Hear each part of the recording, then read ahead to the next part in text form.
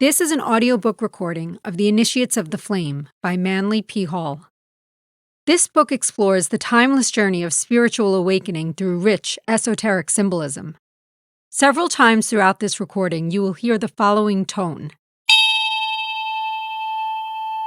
When you do, please turn your attention to your device to view the accompanying graphic of the symbol that he is discussing.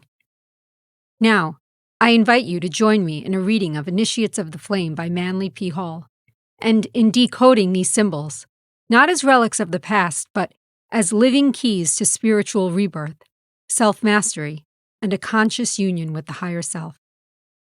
The Initiates of the Flame. Introduction. Few realize that even at the present stage of civilization in this world, there are souls who, like the priests of the ancient temples, walk the earth and watch and guard the sacred fires that burn upon the altar of humanity. Purified ones they are, who have renounced the life of this sphere in order to guard and protect the flame, that spiritual principle in man, now hidden beneath the ruins of his fallen temple. As we think of the nations that are past, of Greece and Rome and the grandeur that was Egypt's, we sigh as we recall the story of their fall. And we watch the nations of today, not knowing which will be the next, to draw its shroud around itself and join that great ghostly file of peoples that are dead. But everywhere, even in the rise and fall of nations, we see through the haze of materiality, justice. Everywhere we see reward, not of man, but of the invincible one, the eternal flame. A great hand reaches out from the unseen and regulates the affairs of man.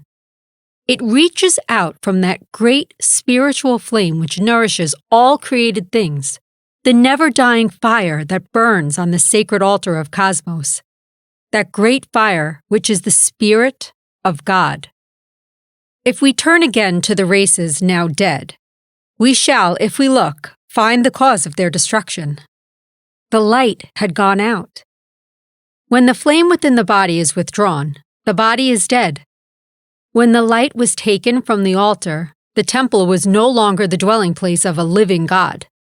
Degeneracy, lust, and passion, hates and fears crept into the souls of Greece and Rome, and black magic overshadowed Egypt. The light upon the altar grew weaker and weaker. The priests lost the word, the name of the flame. Little by little the flame flickered out, and as the last spark grew cold, a mighty nation died, buried beneath the dead ashes of its own spiritual fire. But the flame did not die. Like spirit of which it is the essence, it cannot die, because it is life, and life cannot cease to be. In some wilderness of land or sea it rested once again, and there rose a mighty nation around that flame. So history goes on through the ages. As long as a people are true to the flame, it remains. But when they cease to nourish it with their lives, it goes on to other lands and other worlds. Those who worship this flame are now called heathens. Little do we realize that we are heathens ourselves until we are baptized of the Holy Spirit, which is fire. For fire is light, and the children of the flame are the sons of light, even as God is light. There are those who have for ages labored with man to help him to kindle within himself this spark, which is his divine birthright. It is these who by their lives of self-sacrifice and service have awakened and tended this fire, and who, through ages of study, have learned the mystery it contained, that we now call the Initiates of the Flame. For ages they have labored with mankind to help him uncover the light within himself, and on the pages of history they have left their seal, the seal of fire. Unhonored and unsung, they have labored with humanity, and now their lives are used as fairy stories to amuse children. But the time will yet come when the world shall know the work they did, and realize that our present civilization is raised upon the shoulders of the mighty demigods of the past.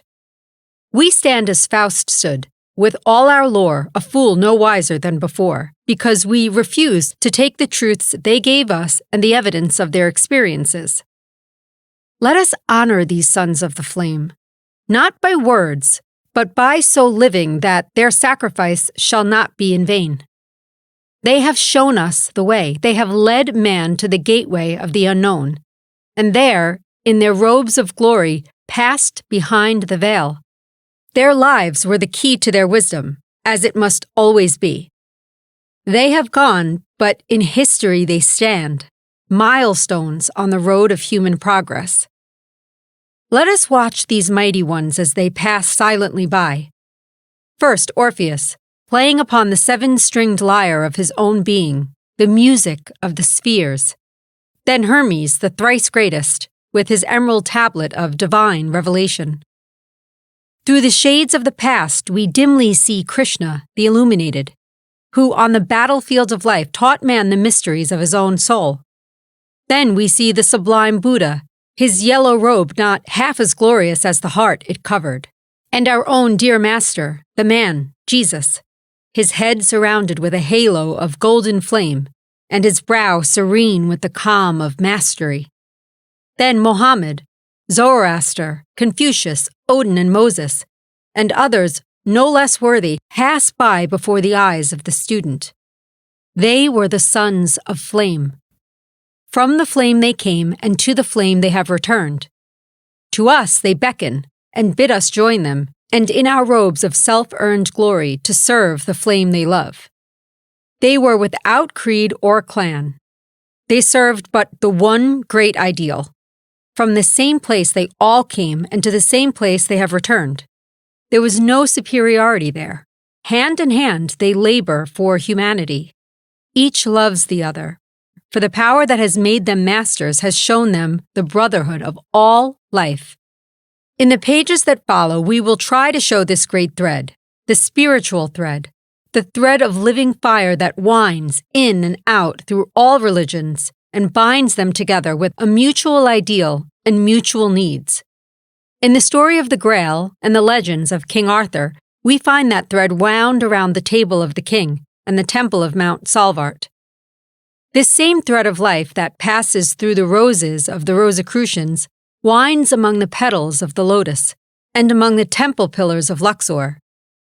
There is but one religion in all the world, and that is the worship of God, the spiritual flame of the universe. Under many names he is known in all lands, but as Iswari or Aman or God, he is the same, the creator of the universe, and fire is his universal symbol. We are the flame-born sons of God, thrown out as sparks from the wheel of the infinite. Around this flame we have built forms which have hidden our light, but as students we are increasing this light by love and service, until it shall again proclaim us, sons of the eternal. Within us burns that flame, and before its altar the lower man must bow, a faithful servant to the higher. When he serves the flame, he grows, and the light grows until he takes his place with the true initiates of the universe, those who have given all to the infinite, in the name of the flame within. Let us find this flame, and also serve it, realizing that it is in all created things, that all are one because all are part of that eternal flame, the fire of spirit, the life and power of the universe. Upon the altar of this flame, to the true creator of this book, the writer offers it and dedicates it to the one fire which blazes forth from God and is now hidden within each living thing. Forward, the greatest of mystery schools. The world is the schoolroom of God.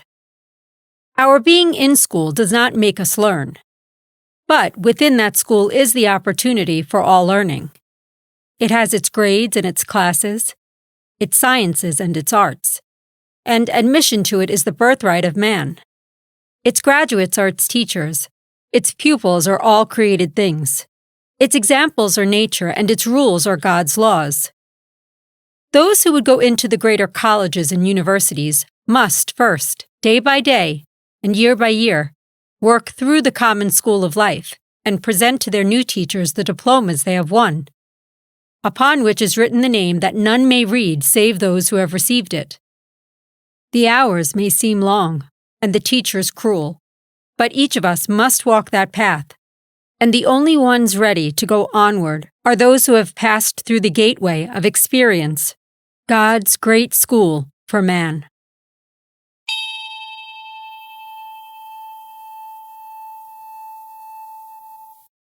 The cube altar. Of the elements of the earth is this altar composed. It is the great cube of matter. On or in this altar burns a flame. It is this flame that is the spirit of all created things. Man, know thyself. Thou art the flame, and thy bodies are the living altar. Chapter 1. The Fire upon the Altar. As far back as our history goes, we find that fire has played an important part in the religious ceremonial of the human race. In practically every religion, we find the sacred altar fires, which were guarded by the priests and vestals with greater care than their own lives. In the Bible, we find many references made to the sacred fires, which were used as one form of devotion by the ancient Israelites. The altar of burnt offerings is as old as the human race, and dates from the time when the first man, lifting himself out of the mists of ancient Lemuria, first saw the sun, the great fire spirit of the universe. Among the followers of Zoroaster, the Persian initiate, fire has been used for centuries in honor of the great fire god, Ormuzd, who is said by them to have created the universe.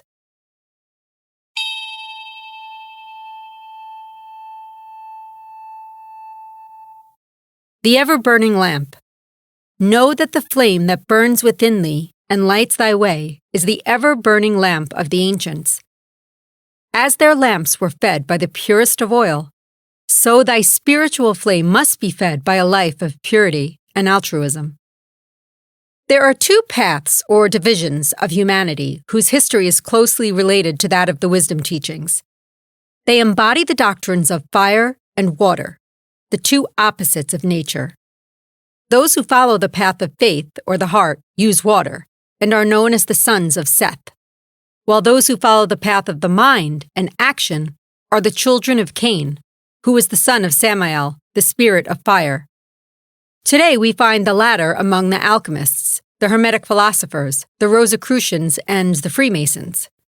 It is well for us to understand that we ourselves are the cube altar upon which and in which burns the altar fire. For many centuries, the initiate of fire has been nourishing and guarding the spiritual flame within himself, as the ancient priests watched day and night the altar fires of Vesta's temple.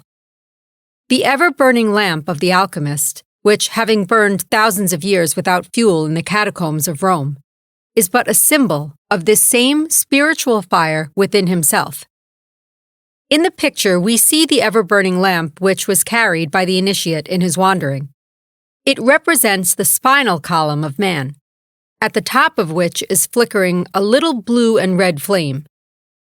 As the lamp of the ancients was fed and kept burning by the purest of olive oil, so man is transmitting within himself and cleansing in the laver of purification the life essences, which, when turned upward, provide fuel for the ever-burning lamp within himself.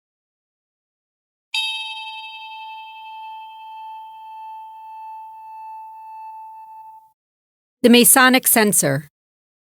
As the perfume rising from the incense burner was acceptable in the sight of the Lord, so may our words and actions ever be a sweet incense acceptable in the sight of the Most High.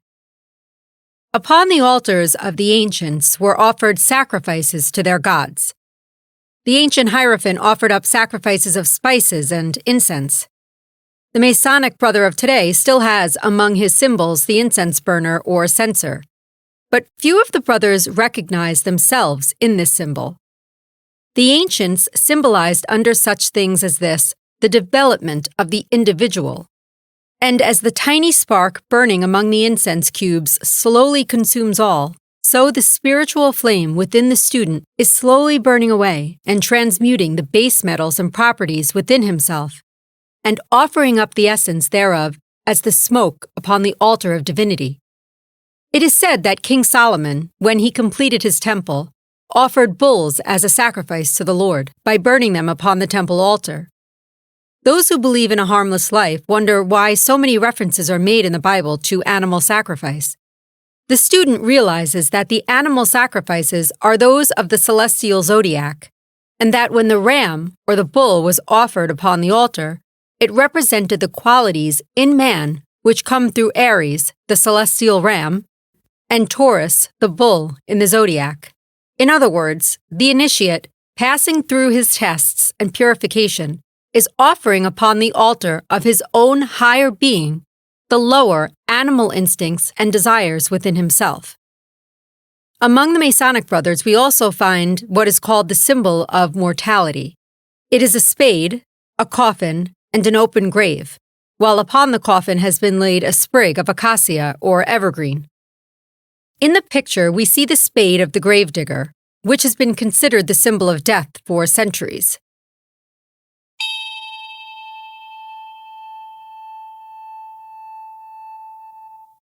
The gravedigger's spade.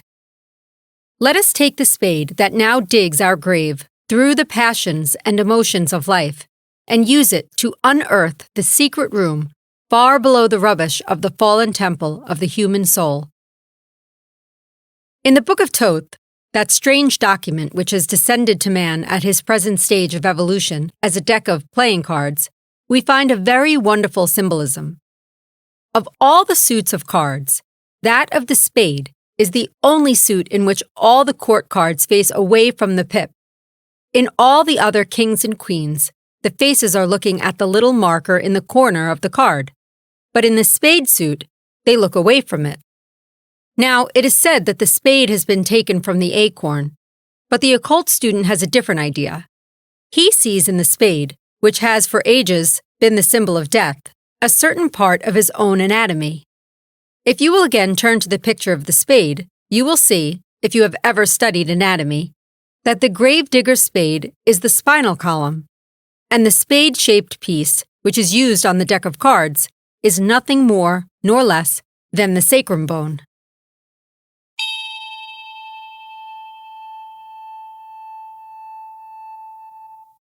This bone forms the base of the spinal column and is also the spear of the passion. Through it, and the foramina, which pierce it, pass the roots of the spinal nerve, which indeed are the roots of the tree of life. It is the center through which are nourished and fed the lower vertebrae of the spine, and the sacrum and coccygeal bones that dig the graves for all creative things. This point has been beautifully symbolized by the gravedigger's spade, which has been used by the brothers of many mystic organizations for ages. The currents and forces working through these lower spinal nerves must be transmuted and lifted upward to feed the altar fire at the positive or upper end of the spine.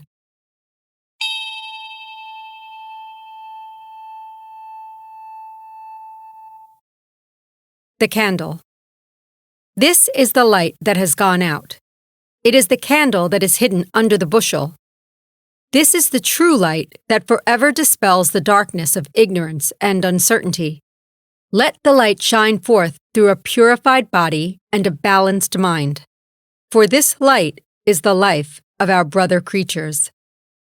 The centering of thought or emotion upon higher or lower things, as the case may be, determines where thin life energy will be expanded.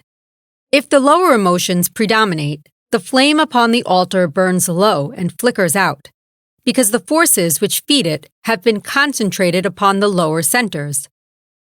But when altruism predominates, then the lower forces are raised upward and pass through the purification which makes possible their being used as fuel for the ever-burning lamp. Thus, we see why it was a great sin to let the lamp go out. For the pillar of flames which hovers over the tabernacle, purified and prepared after the directions of the Most High, is the spiritual flame that, hovering above man, lights his way wherever he may go. The sun of our solar system, that is, the spiritual sun behind the physical globe, is one of these flames. It began no greater than ours, and through the power of attraction and the transmuting of its ever-increasing energies, it has reached its present proportions. This flame in man is the light that shineth in darkness. It is the spiritual flame within himself. It lights his way as no exterior light can.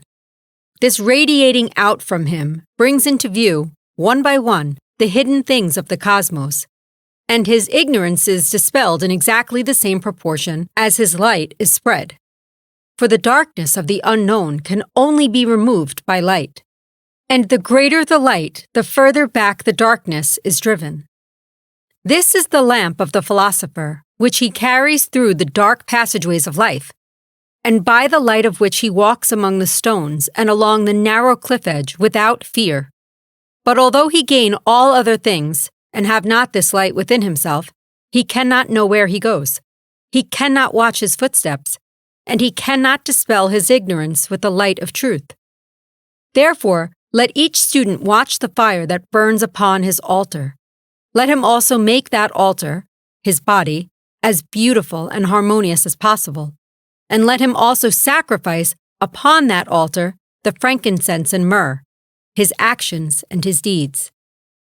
As in the tabernacle he offers all upon the altar of divinity, so let him, day by day, dispel the symbols of mortality, the coffin and the open grave, by which he prepared himself through the mastery of the lower emotions within himself, and recognize that no matter how crystallized or dead his life may be, the fact that he exists at all proves that the sprig of acacia, the promise of life and immortality, is somewhere within himself. And although the flame of life may appear faint or cold, if he will supply the fuel by his daily actions, he will kindle the altar flame once more within himself, which, shining forth, will also help his brother to kindle this flame, which is a living sacrifice to the living God. Chapter 2. The Sacred City of Shambhala. In every mythology and legendary religion of the world, there is one spot that is sacred above all others to the great ideal of that religion. To the Norsemen, it was Valhalla, the city of the slain, built on the spheres of heroes, where feasting and warfare was the order of the day. Here the heroes fought all day and reveled by night. Every day they killed the wild boar and feasted on it, and the next day it came to life again. In the Northland, they tell that Valhalla was high on the top of the mountains, and that it was connected to the earth below by Bifrost, the Rainbow Bridge. That up and down this bridge the gods came, and Odin, the Allfather, came down from Asgard, the city of the gods, and worked and labored with mankind. Among the Greeks, Mount Olympus was held sacred, and here the gods are said to have lived high on the top of a mountain. The Knights of the Grail are said to have had their castle among the crags and peaks of northern Spain on Mount Salvert. In every religion of the world, there is a sacred spot, Meru of the Oriental, and Mount Moriah and Mount Sinai, upon which the tablets of law were given to man. All those are symbols of one universal ideal, and as each of these religions claimed among the clouds a castle and a home, so it is said that all the religions of the world have their headquarters in Shambhala, the sacred city in the Gobi Desert of Mongolia. Among the Oriental peoples, there are wonderful legends of this sacred city, where it is said the Great White Lodge, or Brotherhood, meets to carry on the governing of world affairs. As the Aesir's of Scandinavia were 12 in number, as Olympus had 12 gods, so the Great White Brotherhood is said to have 12 members, which meet in Shambhala and direct the affairs of men. It is said that this center of universal religion descended upon the earth when the polar cap, which was the first part of the earth to crystallize, became solid enough to support life. Science now knows that not only does the earth have two motions, that of rotation upon its axis and revolution around the sun, but that it has 9 other motions, according to Flammarion, the French astronomer. One of these motions is that of the alternation of the poles. In other words, someday that part of the Earth's surface which is now the North Pole will become the South Pole.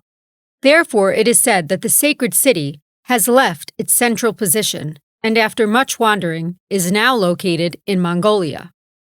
Those who are acquainted with the Mohammedan religion will see something of great interest in the pilgrimage to the Kaaba at Mecca, where thousands go each year to give honor to the stone of Abraham, the great aerolite upon which Muhammad is said to have rested his foot. Old and young alike, some even carried, wind through desert sands, and endure untold hardships, many coming from great distances to visit the place they cherish and love. In India, we find the same thing. There are many sacred places to which pilgrims go, even as the Templars went in our Christian religion to the sepulchre of Christ. Few see in this anything more than an outward symbol, but the true student recognizes the great esoteric truth contained therein. The spiritual consciousness in man is a pilgrim on the way to Mecca. As this consciousness passes upward through the centers and nerves of the body, it is like the pilgrim climbing the heights of Sinai, or the Knight of the Grail returning to Mount Salvart. When the spinal fire of man starts upward in its wanderings, it stops at many shrines and visits many holy places. For like the Masonic brother and his Jacob's ladder, the way that leads to heaven is upward and inward. The spinal fire goes through the centers or seed ground of many great principles, and worships at the shrine of many divine essences within itself. But it is eternally going upward, and finally it reaches the great desert.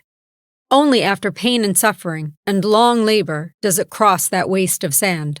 This is the Gethsemane of the higher man.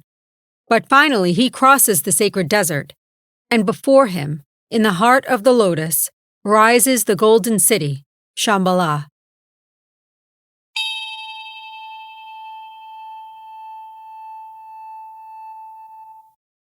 The lotus. May your consciousness be lifted upward through the tree of life within yourself, until in the brain it blossoms forth as the lotus, that rising from the darkness of the lower world, lifts its flower to catch the rays of the sun.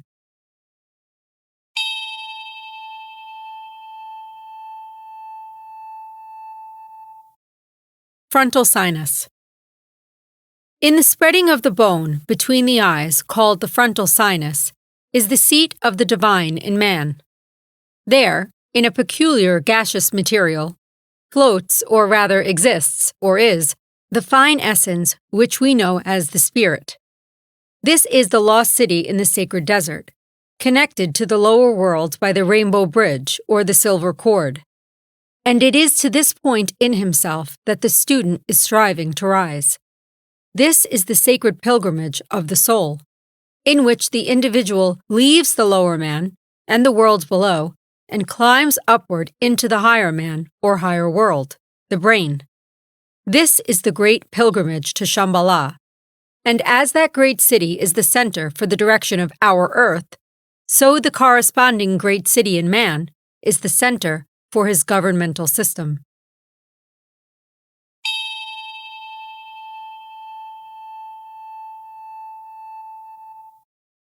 The rod that budded. The buds in the rod are the 7 centers within yourself, which, when you develop their spiritual powers, shine out as centers of fire within your own being. The ancients have taken flowers to symbolize these centers, which when they shine out show that the dead stick, cut from the tree of life, has budded. When any other thing governs man, he is not attuned to his own higher self, and it is only when the gods, representing the higher principle, come down the rainbow bridge and labor with him, teaching him the arts and sciences, that he is truly receiving his divine birthright. In the Orient, the student looks forward with eager longing to the time when he shall be allowed to worship before the gates of the sacred city, when he also shall see the initiates in silent conclave around the circular table of the zodiac, when the veil of Isis shall be torn away and the cover lifted from the Grail cup. Let the student remember that all of these things must first happen within himself before he can find them in the universe without. The 12 elder brothers within himself must first be reached and understood before those of the universe can be comprehended. If he would find the great initiates without, he must first find them within. And if he would see that sacred city in the lotus blossom, he must first open that lotus within himself, which he does petal by petal when he purifies and attunes himself to the higher principles within. The lotus is the spinal column once more, its roots deep in materiality, its blossom the brain, and only when he sends upward nourishment and power can that lotus blossom within himself blossom forth with its many petals, giving out their spiritual fragrance. Sometimes you will see in store windows little Chinese gods or Oriental Buddhas sitting on the blossom of a lotus. In fact, if you look carefully, you will find that nearly all of the Oriental gods are so depicted. This means that they have opened within themselves that spiritual consciousness, which they call the Sushumna. You have seen the little hats worn by the Hindu gods. They are made to represent a flower upside down. And once more, like the rod of Aaron that budded, they are made to represent a flower upside down. And once more, like the rod of Aaron that budded, we see the reference made to the unfolding of consciousness within. When the lotus blossom has reached maturity, it drops its seed, and from this seed, new plants are produced. It is the same within the spiritual consciousness, which, when the plant is finished and its work is done, is released to work and produce other things. In the Western world, the lotus has been changed to the rose, the roses of the Rosicrucian, the roses of the Masonic degrees, and also those of the Order of the Garter in England. All stand for the same thing, the awakening of consciousness and the unfolding into full bloom of the soul qualities of man. When man awakens and opens this bud within himself, he finds, like the golden pollen in a flower, this wonderful spiritual city, Shambhala, in the heart of the lotus. When this pilgrimage of his spiritual fire is accomplished, he is liberated from the top of the mountain, as in the ascension of Christ. And the spiritual man, freed by his pilgrimage from the wheel of bondage, rises upward from among his disciples, the convolutions of the brain, with the great cry of the initiate, which has sounded through the mystery schools for ages when the purified student goes onward and upward to become a pillar in the temple of his God.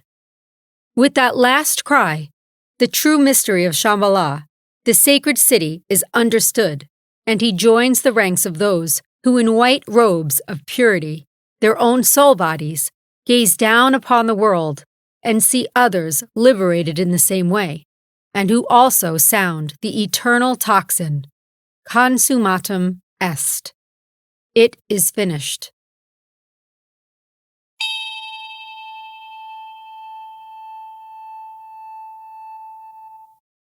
The Philosopher's Stone. This is the true stone of the philosopher, which gives him power over all created things. This stone is himself. The experiences of his evolution have cut and polished the rough stone, until in the initiate it reflects the light of creation from 1,000 different facets. Chapter 3. The Mystery of the Alchemist. There are very few occult students today who have not heard of the alchemist. But there are very few who know anything about the strange men who lived during the Middle Ages and concealed under chemical symbolism the history of the soul. At a time when to express a religious thought was to court annihilation at the stake or wheel, they labored silently in underground caves and cellars to learn the mysteries of nature, which the religious opinions of their day denied them the privilege of doing. Let us picture the alchemist of old, deep in the study of natural lore. We find him among the test tubes and retorts of his hidden laboratory. Around him are massive tomes and books by ancient writers. He is a student of nature's mystery and has devoted years, lives maybe, to the work he loves. His hair has long since grayed with age. By the light of his little lamp, he reads, slowly and with difficulty, the strange symbols on the pages before him. His mind is centered upon one thing, and that is the finding of the philosopher's stone. With all the chemicals at his command, their various combinations thoroughly understood, he is laboring with his furnace and his burners to make of the base metals the philosopher's gold. At last he finds the key and gives to the world the secret of the philosopher's gold and the immortal stone. Salt, sulfur, and mercury are the answer to his problem. From them he makes the philosopher's stone. From them he extracts the elixir of life. With the power that they give him, he transmutes the base metals into gold. The world laughs at him, but he goes on in silence, really doing the things the world believes impossible. After many years of labor, he takes his little lamp and silently slips away into the great unknown. No one knows what he has done, or the discoveries that he has made, but he, with his little lamp, still explores the mysteries of the universe. As the close of the 15th century clouded him with mystery, so the dawn of the 20th century is crowning him with the glory of his just reward. For the world is beginning to realize the truths he knew, and to marvel at the understanding which his years of labor had earned for him. Man has been an alchemist from the time when he first raised himself, and with the powers long latent pronounced himself as human. Experiences are the chemicals of life, which the philosopher is experimenting with. Nature is the great book, whose secret he seeks to understand through her own wondrous symbolism. His own spiritual flame is the lamp by which he reads, and without this, the printed pages mean nothing to him. His own body is the furnace in which he prepares the philosopher's stone. His senses and organs are the test tubes, and incentive is the flame from the burner. Salt, sulfur, and mercury are the chemicals of his craft. According to the ancient philosophers, salt was of the earth earthy. Sulfur was of fire, which was spirit, while mercury was nothing, only a messenger like the winged Hermes of the Greeks. His color is purple, which is the blending of the red and the blue of the spirit and the red of the body. The alchemist realizes that he himself is the philosopher's stone, and that this stone is made diamond-like when the salt and the sulfur, or the spirit and the body, are united through mercury, the link of mind. Man is the incarnated principle of mind, as the animal is of emotion. He stands with one foot on the heavens and the other on earth. His higher being is lifted to the celestial spheres, but the lower man ties him to matter. Now the philosopher, building his sacred stone, is doing so by harmonizing his spirit and his body. The result is the philosopher's stone. The hard knocks of life chip it away and facet it until it reflects lights from a million different angles.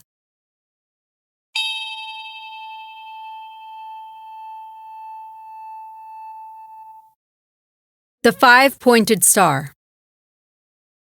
This picture, known to all Masons, is that of the soul. It is the Star of Bethlehem, which heralds the coming of the Christ within. The two clasped hands are the spirit and body united in the marriage of the Lamb. It is from the union of the higher with the lower that the Christ is born. The elixir of life is once again the spirit fire, or rather, the fuel which nourishes that fire, and the turning of the base metal into gold is accomplished when he transmutes the lower man into spiritual gold. This he does by study and love. But he is building within himself the lost panacea for the world's woe. The turning of the base metal into gold can be called a literal fact, as the same chemical combination which spiritually produces gold will also do this physically. It is a known fact that many of the ancient alchemists really did create the precious metal out of lead, alloy, etc. But it was upon the principle that all things contain some part of everything else.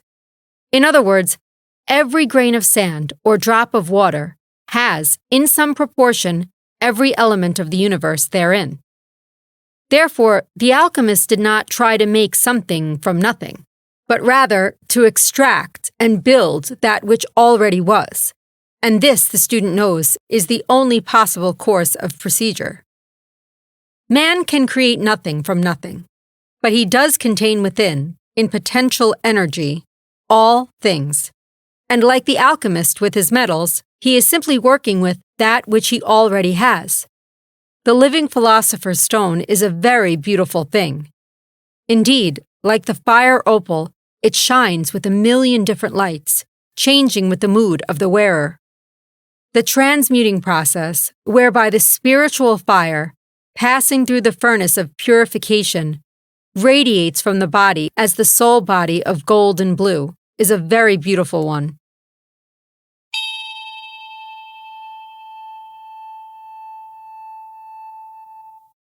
The marriage of the sun and moon. This takes place in man when the heart and mind are joined in eternal union. It occurs when the positive and negative poles within are united, and from that union is made the philosopher's stone. The Masons have among their symbols that of a 5-pointed star with 2 clasped hands within it, and in that we have the mystery of the philosopher's stone. The clasped hands represent the united man, in which the higher and the lower are working for their mutual betterment by a cooperative rather than a competitive system. The 5-pointed star is the soul body, born of this cooperation. It is the living philosopher's stone, more precious than all the jewels of earth. From it pours the rivers of life spoken of in the Bible. It is the star of the morning that heralds the dawn of mastery, and is the reward that comes to those who follow in the footsteps of the ancient alchemist. It is well for the student to realize that the alchemy of life produces in natural sequence all of the states of progression which are explained in the writings of the alchemist, until finally the sun and the moon are united as described in the Hermetic marriage, which is, in truth, the marriage of the body and the spirit for the mutual development of each other. We are the alchemists who centuries ago carried on in secret our studies of the soul, and we still have the same opportunity that we had then, even more than then, for now we can state our opinions with little danger of personal injury. The modern alchemist thus has an opportunity that his ancient brother never had. On a busy street corner, he daily sees nature's experiments carried on. He sees the mixing of metals, and from the everyday book of life, through the power of analogy, he may study divinity. Through experience and often suffering, the steel of his spirit is tempered by the flame of life.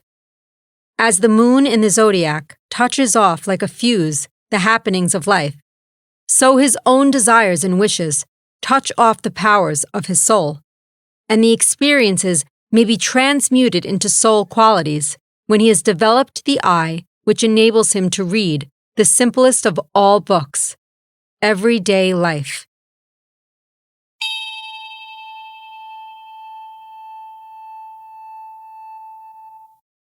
The pillars of the temple.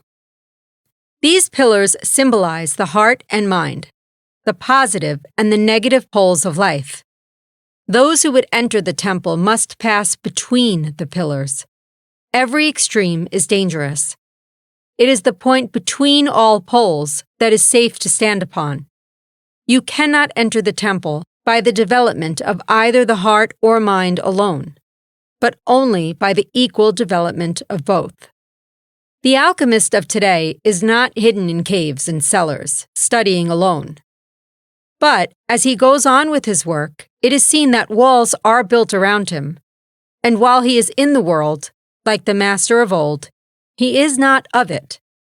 As he goes further in his work, the light of other people's advice and outside help grows weaker and weaker, until finally he stands alone in darkness. And then comes the time that he must use his own lamp, and the various experiments which he has carried on must be his guide. He must take the elixir of life, which he has developed, and with it fill the lamp of his spiritual consciousness, and holding that above his head, walk into the great unknown, where, if he has been a good and faithful servant, he will learn of the alchemy of divinity. Where now test tubes and bottles are his implements, then worlds and globes he will study, and as a silent watcher will learn from that divine one, who is the great alchemist of all the universe, the greatest alchemy of all, the creation of life, the maintenance of form, and the building of worlds.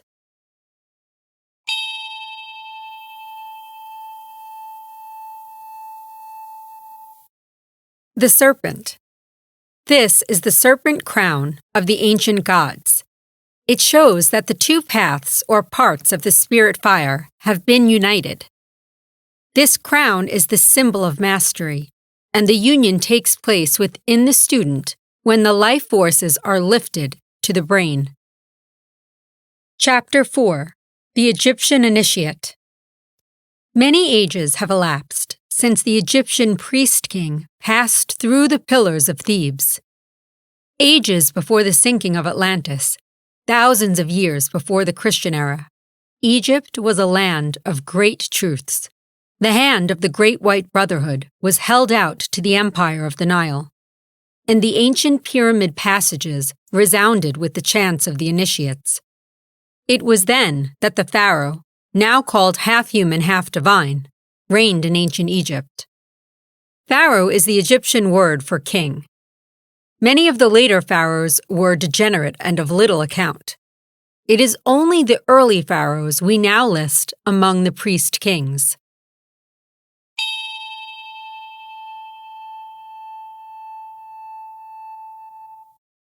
The Masonic apron.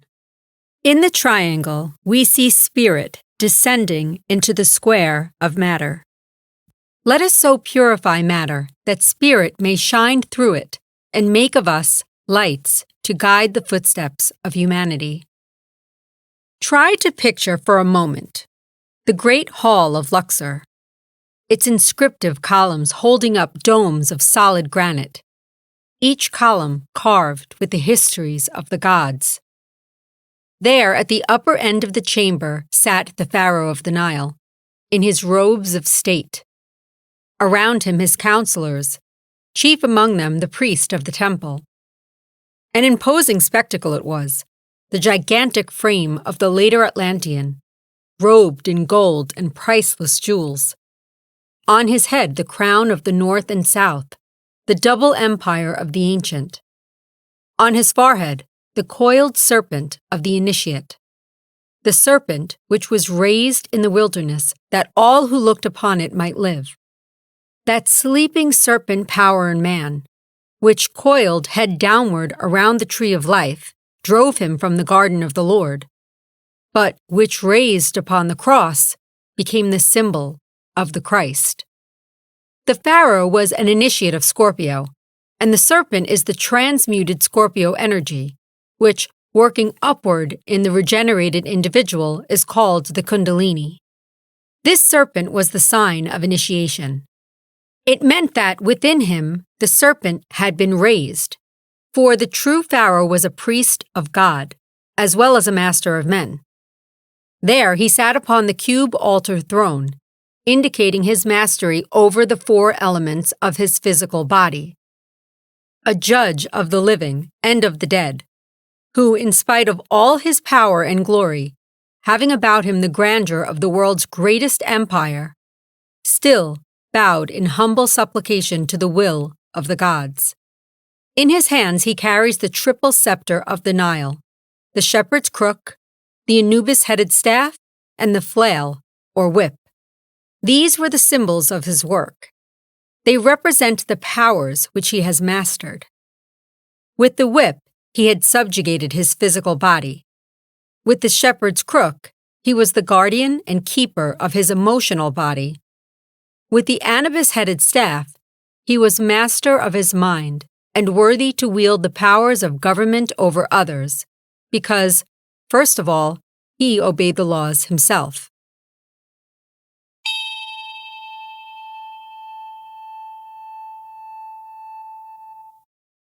The scepters of Egypt. These are the three bodies that are the tools with which we are to build our temple. When they are mastered, they are the living proof of our right to kingship. With all his robes of state, and with the scarab upon his breast, and with the all-seeing eye above his throne, there was still nothing as precious or as sacred to the ancient Egyptian priest-king as the triangular girdle or apron which was the symbol of his initiation. The apron of the ancient Egyptian carried with it the same symbolism as the Masonic apron of today. It symbolized the purification of the bodies when the seat of the lower emotions, Scorpio, was covered by the white sheepskin of purification. This symbol of his purification was the most precious belonging of the ancient pharaoh, and this plain insignia, worn by many others below him in rank and dignity, but equal to him in spiritual purification, was the most precious of all things to the priest-king. There he sat, written upon him in the words of the initiate, the symbols of his purification and mastery, a wise king of a wise people. And it was through the priest-kings that the divine worked, for they were of the order of Melchizedek. Through them was formed that doctrine which degeneracy has not been able to entirely obliterate, which we know as the divine right of kings. Divine because, through spirituality and growth, God was able to manifest through them. They were conscious instruments in the hands of a ready writer, willing and proud to do the work of those with whom, through knowledge and truth, they had attuned themselves.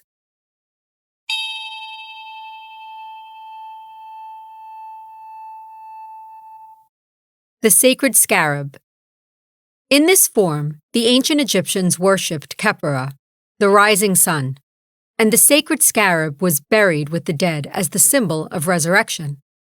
For as the sun rises from the darkness of night, so the divine spirit rises from the body that is no more. The life is eternal.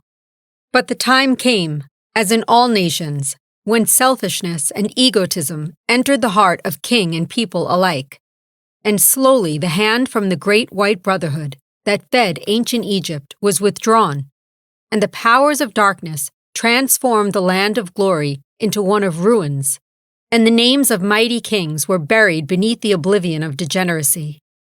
Mighty cataclysms shook the world, and out of the land of darkness, the great white brotherhood carried the chosen people into the promised land. Egypt, the land of glory, disintegrated into dust. The great temples of the pharaohs are ruins, and the great temples of Isis are but broken heaps of sandstone.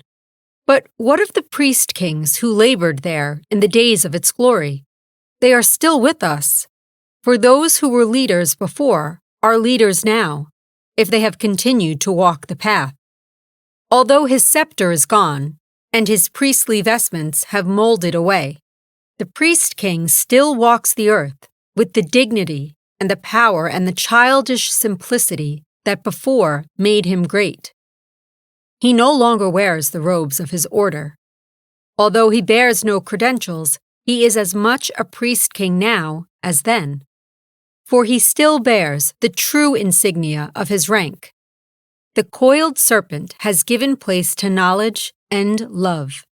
The hand that bestowed the riches of the past does little acts of kindness now. Although he no longer carries the scepters of self-mastery, still he manifests that mastery in his daily life. Although the altar fires within the temple at Karnak have long been dead, the true fire within himself still burns, and before that he still bows, as he bowed in the days of Egypt's glory. Although the priest no longer is his counselor, and the wise ones of his country no longer aid him in governmental problems, still he is never alone. For the priests in white and the counselors in blue still march with him and whisper words of strength when he needs them. Have you seen people that somehow you liked, regardless of appearances? Have you seen other charming people whom you hated in spite of their charms? Have you seen learned people who were fools or impressed you as such? Or people who knew little and yet you felt were wise? Those are the insignia of rank, which the loss of title or position cannot destroy. Kings, with or without crowns they were, not puppets dressed in tawdry tinsel. And they still are kings, and will be to the end of time. And they still manifest their rank, not by their superiority and their high-headedness, but by the soul qualities which they radiate from themselves. The purity of their lives still radiates outward from those who wore the apron of the initiate. For while that triangular apron with its serpent drawn upon it has long since rotted away, still, the spiritual counterpart of that symbol radiates in their daily lives, proving beyond all dispute that they were priest-kings and are today. We find them in every walk of life, in high places and down in the mire of life. But wherever we find them, they are still the mouthpieces of the gods, and through them comes the promise to all who strive. They are kings, not of the earth, but of heaven. And in the life of our own Master, we find one who joined himself to those who served, and was a true king, even when his only crown was a wreath of thorns. Still, in the Pyramid of Giza, the initiations continue. Still, the initiate receives the insignia of rank. Before that fire within himself, he makes his vows, and upon the burning altar of his own higher being, he lays his crown and his scepter, his robes and his diamonds, his hates and his fears, and sanctifies his life as a priest-king, and swears to serve none but his own higher self, the God within. His robes are his soul body, and his crown is his life, and in the streets of life he is enthroned. The dusky towers and factory chimneys around him fade into the templed pillars of Luxor. And with a lunch pail on his arm, his face brown with honest dirt, he is as much a king as when the crown of the double Nile rested upon his brow, and the priest of the temple made him one with his God and his fellow man.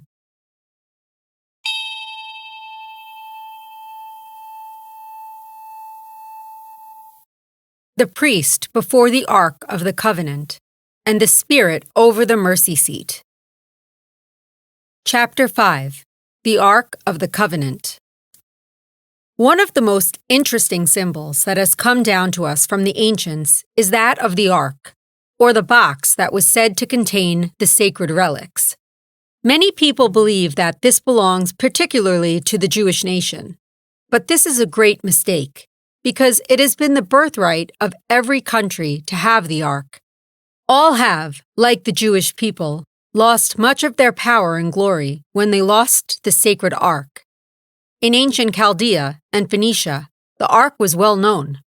India celebrates it as the lotus, and the ancient Egyptians tell how the moon god Osiris was imprisoned in an ark.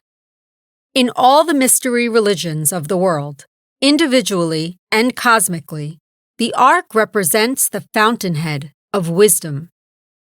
Over it, the Shekinah's glory hovers, as a column of flames by night and a pillar of smoke by day. Every country has seen and felt its presence when the priest-kings and initiates bring out of an old civilization, lost because of crystallization, the sacred Ark, and surrounded by those faithful to the truth, carry it into other lands and among other peoples. In every creed and religion, we find crystallization. We find small groups of people separating themselves from their brother man. we find those who, clinging to the old, refuse to advance with the new. And whenever we find this crystallization, we find the spirit of truth carried away to other people and embodied in other doctrines. The ancient ark of the Israelite never had removed from it the staves by which it was carried and moved, until finally it was placed in Solomon's temple. Neither does the spirit fire in man rest until finally it is enthroned in the holy place of his solar temple. Ever towards the rising sun, its bearers carry this sacred truth. Nations are born of those who love the truth, and are buried when they forget it. The time has come when its silent bearers have taken the sacred ark and the Shekinah's glory, and in solemn file have moved across the waters and brought it to the new world. The call has sounded through the universe, and those who are true to their own higher principles have surrounded the sacred chest. Those who have sworn alliance to their own higher being are following the priests and their sacred burden, and a beautiful mystery temple is being built in this beautiful land of ours, loved and guarded by those who are laboring for humanity. The staves are still in the ark, however, and only when real good can be done by it will it remain. The opportunity is now confronting the Western world. The knowledge of the ancients, the wisdom of the ages is knocking at the door and seeking those who will follow it. The bearers of the ark have stopped and are gathering a nucleus of spiritual souls to carry on their work. And whether or not the word of the Lord will remain with a nation depends upon its own actions, and the actions of a nation are the collective actions of its individuals. If it finds nothing here attuned to itself, if it finds few that will answer to its call, the call of service and brotherhood, then will its priests lift again the staves, and the sacred work will go out into other lands. The life of a country thus gone, like the ancient city of the Golden Gate, it will be swallowed up in oblivion. The call is sounding, and those who love the truth and think and care for the light must join that band of servers who have for centuries dedicated themselves to the preservation of truth. Their lives they have given 1,000 times. Their happiness has been second to their duty. They are the keepers of the sacred word, and the law of attraction draws to them all who love and live the truth. A great influx of spiritual light comes to those who live the life and have learned the doctrine. And regardless of clan or country, they have joined the silent file of watchers and workers around the sacred ark of the covenant. Every individual, by his daily actions, is expressing more plainly than by words his ideals, his desires, and his attitude towards this great work. The composite attitude of a certain number of people either shuts out or lets in the light. Therefore, every individual has a great duty. A great work has to be done, and to that the true student must dedicate his life. Then, wherever he may go, whatever he may do, he is being led, and the Shekinah's glory directs his footsteps.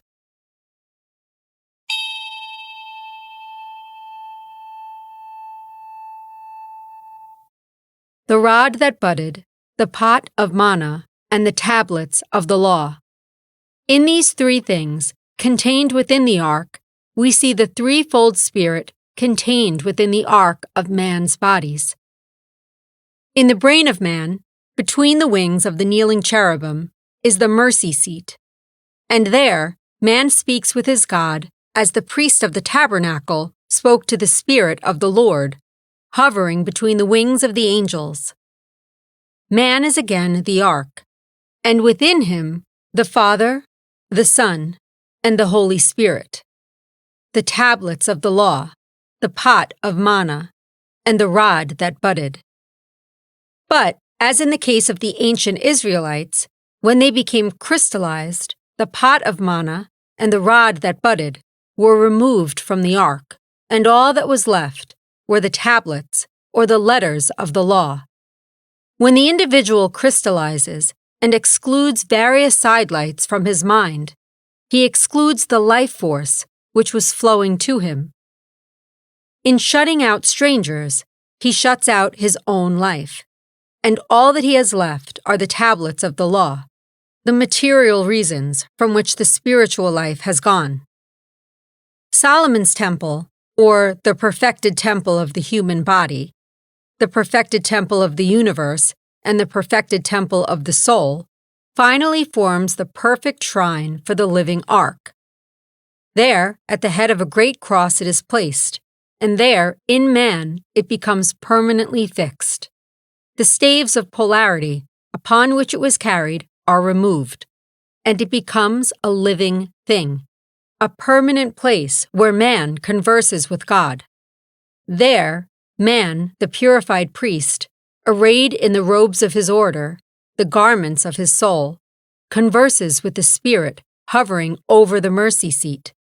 This ark within is always present, but man can only reach it after he has passed through the outer court of the tabernacle, after he has passed through all the degrees of initiation, and after he has taken the third degree and becomes a grand master. Then, and then only, can he enter into the presence of his Lord.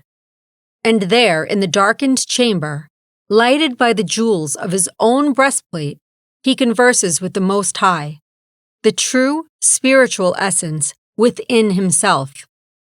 We are working towards this, and the time will come when each person for himself will know the mystery of the ark. When the student, through purification, shall be led through the door of the Holy of Holies, and there be enveloped by the light of truth. This was his birthright, which he sold for a mess of pottage. To this end came he into the world, that he might bear witness to this truth, that through this light all men might be saved. The ark, that great spiritual principle, surrounded by its loving workers, is calling all to follow it. When through materiality and degeneracy a great people are destroyed or a continent sinks beneath the ocean, then those that are true are called around the ark, and as its faithful servers are led out of the land of darkness into the new world and a promised land and a promised paradise. All great teachings set forth the same thing. The student will find that it is true, and when he allies himself with the powers of light, when he becomes a channel for its expression, and when he radiates it from himself to all who need it, then indeed will the light protect him, and he shall become a son of God.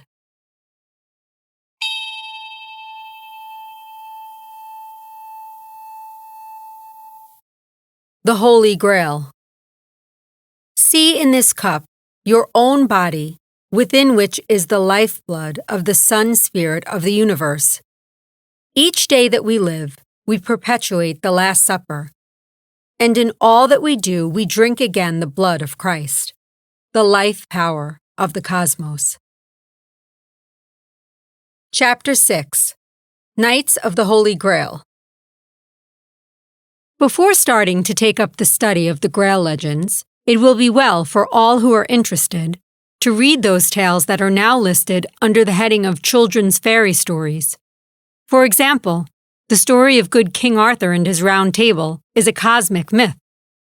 And while there is little doubt that he as a man also lived, the real mystery, as in the story of the Christ, is not the literal tale, but the great mystic or occult truth that it concealed under allegory and parable. It is the same with the story of Parsifal, which can never be really understood and appreciated until the student sees in the knight, and later king, of the sacred cup, his own spiritual development and the temptations he must also master if he would become a king of the Grail.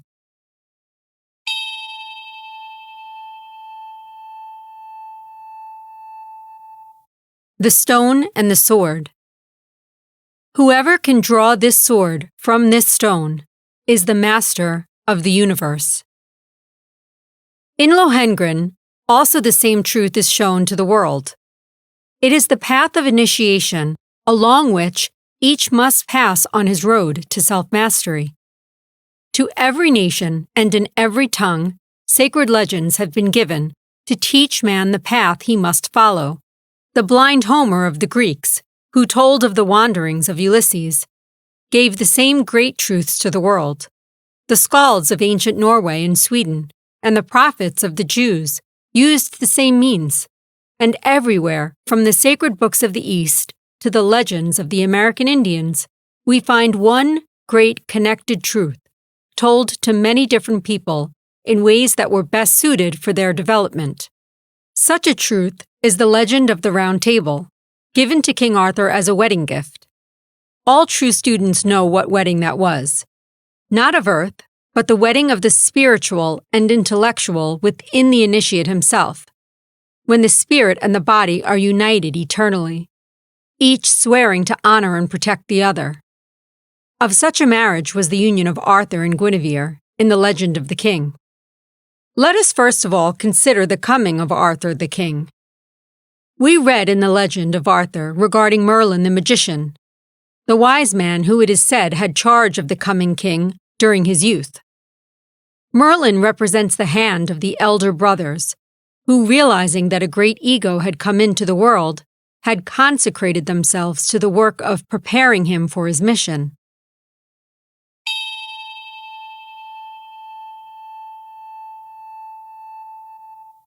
The Rosicrucian Rose. In this flower, which was painted upon the center of King Arthur's table, we see the soul of man, which, through purification and service, has blossomed out with all the grandeur of the initiate. It was under the direction of Merlin, the mastermind, that the anvil and stone with the sword thrust into it were raised in the square of the city when it became necessary for a new king to be selected. It was he also who called all of the brave knights of the country and told them that the one who could draw forth the sword would be king of all the land. And of all the knights in the land, Arthur, the half-grown boy, was the only one who could release the sword. There is a very wonderful mystery of the soul contained within that divine allegory. Let us read the letters that were engraved upon the sword. Whoso pulleth out this sword of this stone and anvil is rightwise king, born of England. The cube stone is the body. It has been so symbolized for centuries, and today, among the Masons, the ashlar is the symbol of man. Experience is the anvil, and it is upon this anvil that the sword is tempered. The sword is spirit, and he who would be king in the true spiritual sense of the word must first show his divine power by freeing the sword of spirit from the casings of the lower man and the world. It is the same symbol as that later used by Sir Galahad, the guileless knight, the personification of the purified man, who comes without a sword, but who later arms himself with the sword of spirit that he draws from the cube block which was floating down the river of life past Camelot. Sir Galahad had the strength of 10 because his heart was pure, and the knight of today must follow in the same path.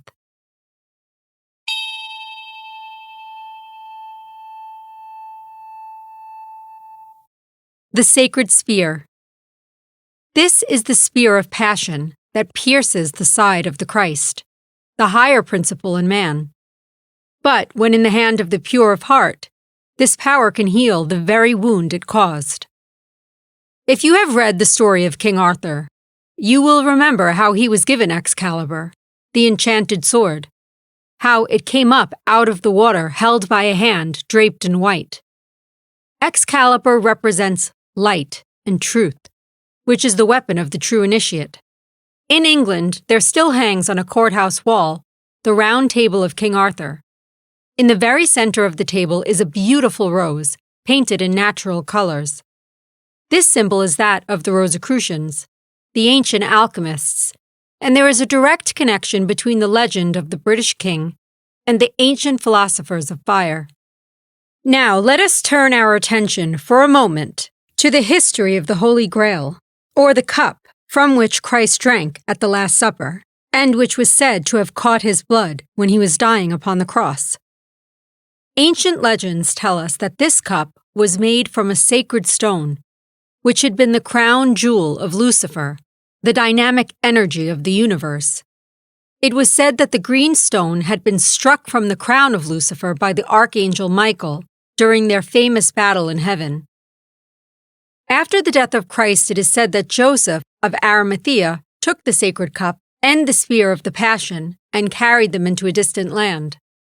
He wandered with his sacred relics through Europe and is said to have finally died, and those who came after him, after many centuries of tribulation, carried the sacred relics to Mount Salvert in northern Spain, where they remained until Parsifal finally took the Grail and spear back to the east, where it is said to be now preserved. It is around this cup and spear that the legends of Parsifal and King Arthur have been written, and it is through study of this fact that we are able to better understand the mystery of the Great White Lodge, of which the Round Table of Arthur and the circular Temple of the Knights of the Grail is a symbol. Although we no longer have the cup as a physical symbol, it is not gone from among us, and as in the days of the old, the brave knights of the Round Table went out to fight for right, so those knights of today, who belong to the Great White Brotherhood, go out into the world in the name of truth, and labor with mankind, and seek to right the wrongs of the world. It is said that the knights of Arthur's court always fought for virtue and purity, and so did those who rode out of Mount Salvert. The Grail Cup is the symbol of the creative force of nature. It is also the symbol of the human race, which is slowly learning the mysteries of creation. Within the cup is the blood of Christ, that force which is transmuting the body into soul, fast or slowly as we give it greater or lesser opportunity. In the sacred spear we find symbolized again the creative force, which in the hands of Klingsor wounds and causes suffering, but which when held by the pure Parsifal heals the very wound that it caused. A great lesson is being taught to man through these allegories, but the average person is unwilling to stop and consider them.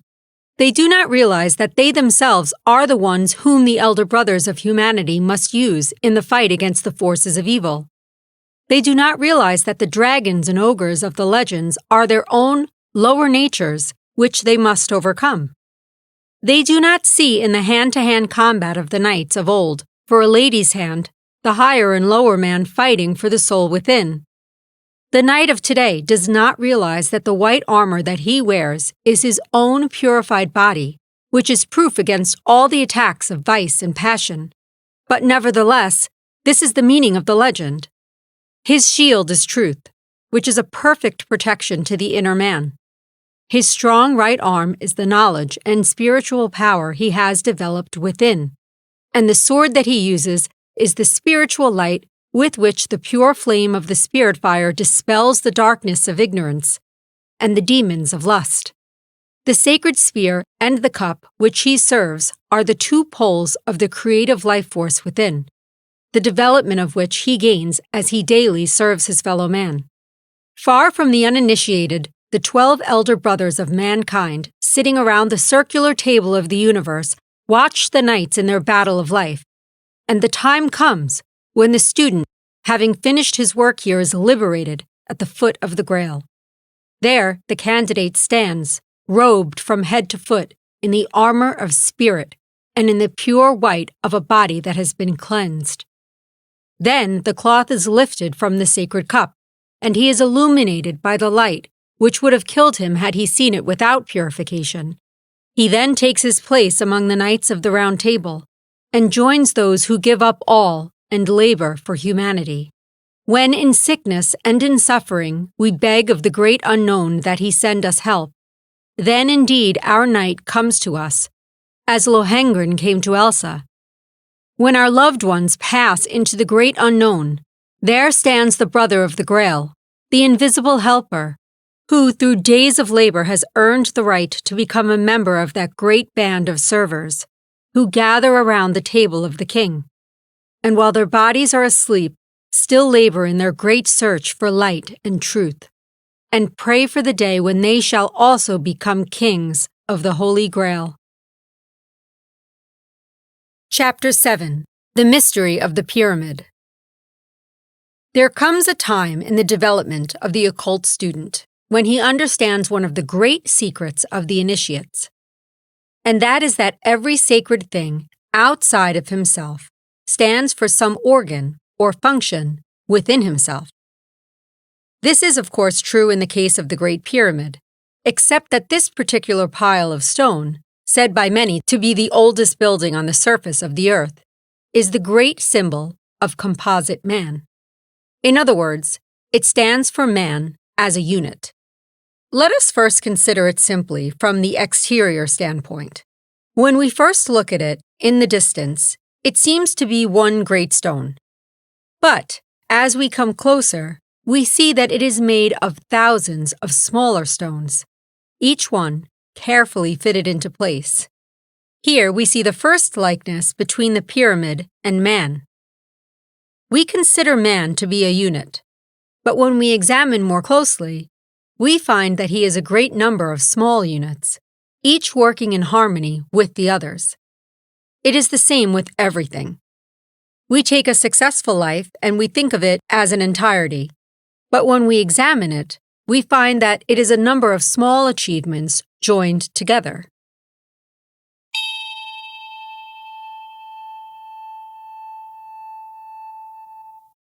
Cross-section of the Great Pyramid of Giza. As thousands of workmen were used in the building of the pyramid, so there are unnumbered workmen at work in the building of our bodies, which are symbolical of the same building. There are many periods all over the world. We find them in South America and in Mexico. We find mounds which were made to represent them among the American Indians, and in Europe and Britain we find remnants of the same things. But there is only one real pyramid in all the world.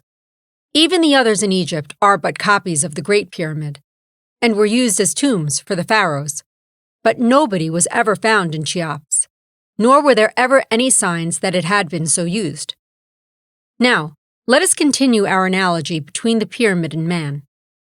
If you will look at the accompanying illustration, you will see the pyramid laid flat, and you will notice it is made of 4 triangles laid around the base square. The 4-sided base of the pyramid represents the 4 elements of which man's bodies are composed. These are hydrogen, nitrogen, oxygen, and carbon, or earth, water, fire, and air. These are called the base of all things, and upon this base the 4 bodies of man are raised, each from its own element. Thus, the physical body is raised from the earth. The vital body is raised from the water.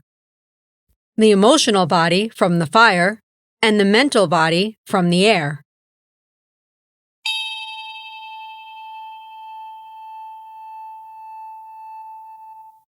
The pyramid. Here we see the pyramid laid out so that the 4 triangles and the square are clearly seen. This represents man once again, and the ancient pyramid is man offering his higher being upon the altar of the great fire spirit. There are 12 lines used in the drawing of the 4 triangles, which stand for the 12-fold constitution of man when it is complete: the 3-fold body, the 3-fold mind, the 3-fold soul, and the 3-fold spirit. It also gives the 12 signs of the zodiac, divided into their respective groups.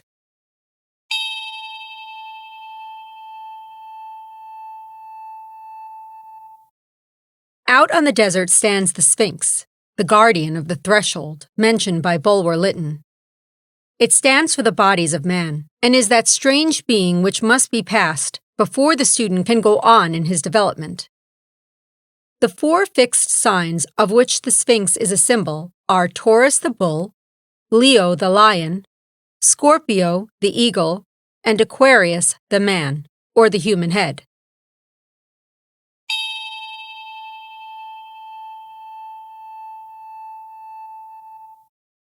The Sphinx. This is that mysterious being suspended twixt heaven and earth, which has the head of a human being and the body of an animal.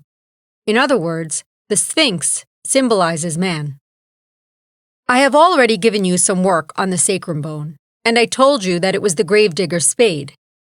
Here is a picture of the head of the Sphinx and the inverted sacrum bone when it has been turned upward.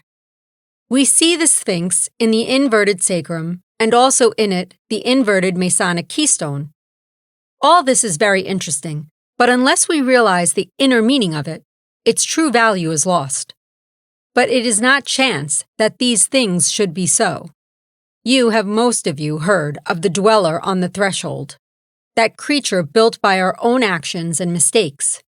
Well out on Egypt's desert it stands and bars the way to the pyramid, the temple of the higher man.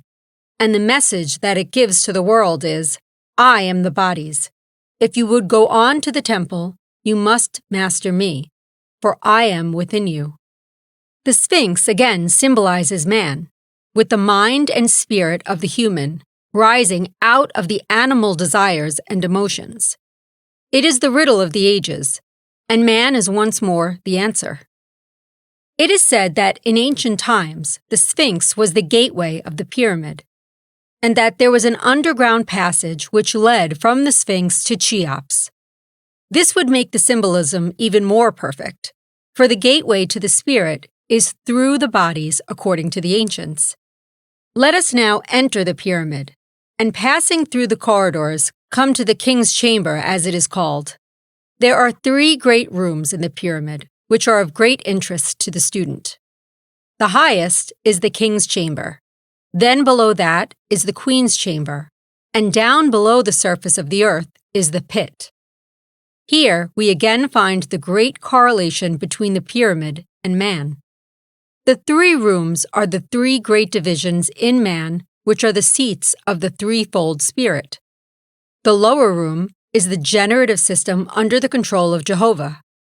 The center room, or queen's chamber, is the heart, under the control of the Christ.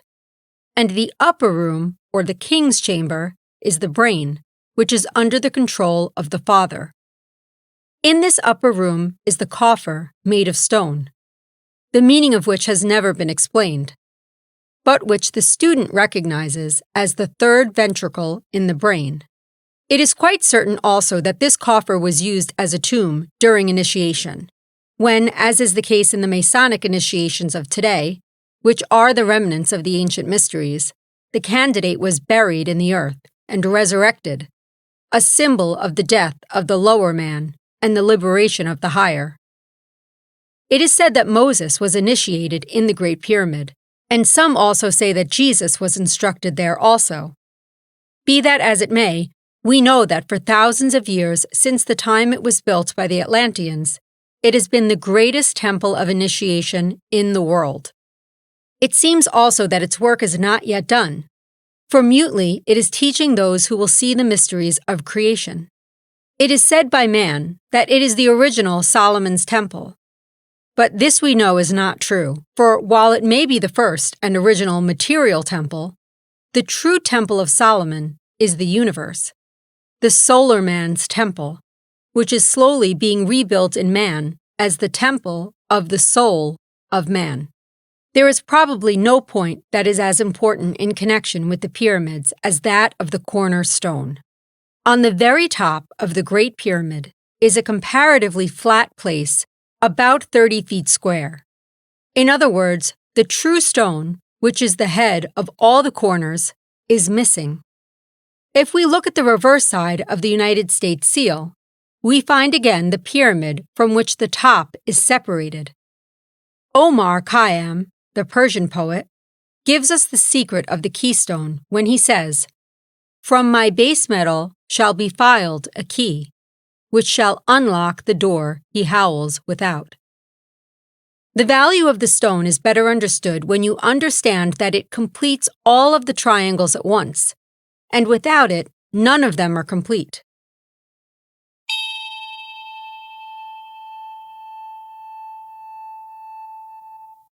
The key and the cross. Upon the cross of matter that forms our bodies hangs the key to all the mysteries of creation. It is our duty to take this key, and with it, unlock the door that conceals from us the unknown. This key is the spirit. Release it. This stone is the spirit in man, which fell from its high position and has been lost beneath the rubbish of the lower man. This is the true capstone that is now hidden in the pit of man's temple, and which he must exhume and place again as the true crown of his spiritual pyramid. He can only do this when he calls the thousands of workmen within himself together and binds them to the service of the higher man. There must be no traitors to murder the builder this time. And Lucifer, the one rejected by man as the devil, is the one who must, through the planet Mars, send man the dynamic energy which man himself must transmute from the fire of passion to the flame of spirit. He then must take the tools of the craft and cut and polish his own being into the capstone of the universal temple. It is interesting to note how the casing stones that once made the pyramid so beautiful and true were carried away to build the cities nearby. And in connection with that, it is interesting to note how the soul and body of man, the casing stones of his spiritual temple, have been sacrificed in order that he might have material things. As we look at pictures of the ancient pyramid and sphinx, which have stood on Egypt's sands for ages, let us see in them our own mystery temple, made without the sound of hammer or the voice of workman. And as we sadly think of this mighty ruin, broken by ages of neglect, let us remember our temple, and that its cornerstone is missing also, and our walls are falling with neglect.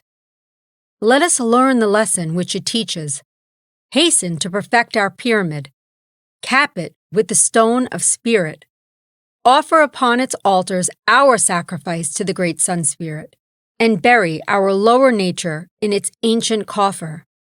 Then for us will its mysteries be revealed, and the sealed lips of the Sphinx give up their secret.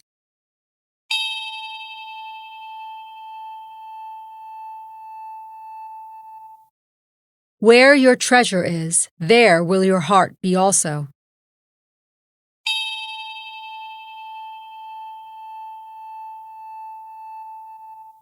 The White Grail. Choose now your path. Service, self-sacrifice, purification, love, study.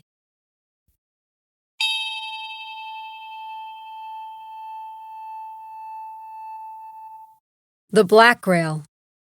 Choose now your path. Prosperity at others' expense, selfishness, shortcuts, mastered by appetite, comfort. The end.